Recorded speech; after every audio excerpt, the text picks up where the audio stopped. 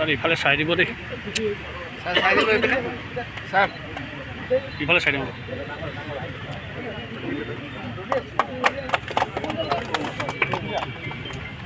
আপুনি বিশেষ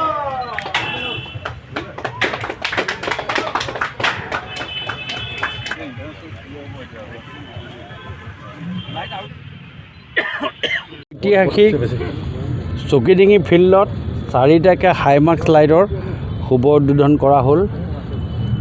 তাৰ কাৰণে প্ৰথমে মই অসমৰ মাননীয় মুখ্যমন্ত্ৰী ডক্টৰ হিমন্ত বিশ্ব শৰ্মা ডাঙৰীয়াক মই ধন্যবাদ জ্ঞাপন কৰিছোঁ। আজি প্ৰায় 1 বছৰমানৰ আগতে তেখেত যেতিয়া এইফালেদি গৈছিল তেতিয়া তেখেতে কৈছিল যে ইয়াত আপুনি 4টা হাইমাৰ্ক লগাওক, যিটোৱে আমাৰ ৰাতি যিকোনো খেল খেলাৰ ক্ষেত্ৰত যথেষ্ট সুবিধা হ'ব আৰু এটা পৰিৱেশ সৃষ্টি কৰিব। আৰু সেই কথামতে তেখেতে অনুমোদন দিলে আৰু অনুমোদন দিয়াৰ ফলত আজি আমাৰ এই গোটেই লাইটকেইটা আজি জ্বলোৱাৰ ব্যৱস্থা কৰা হ'ল। আৰু আমি ভাবিছোঁ এইটোৱে ডিব্ৰুগড়ৰ খেলৰ চেপ্টাৰটোত খেলৰ অধ্যায়টোত নিশ্চয় আৰু এটা সংযোজন হ'ল। আমি এতিয়া যিকোনো খেলেই আমি ইয়াত পাতিব পাৰিম।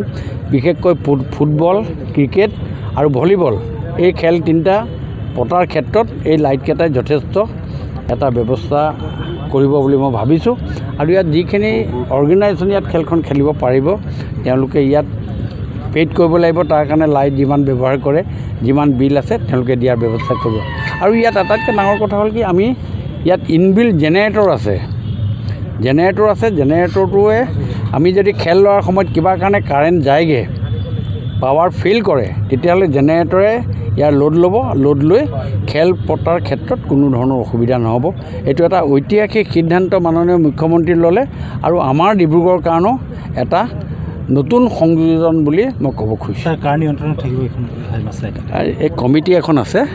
প্ৰথমে কমিটিখনৰ ওপৰতো আমাৰ ইয়াত 3জনীয়া এজন কমিটি কৰি দিয়া হৈছে আৰু বিশেষকৈ এই গোটেই দৃষ্টি আমাৰ উপায়ুক্ত মহোদয়ৰ দ্বাৰা ৰখা হ'ব।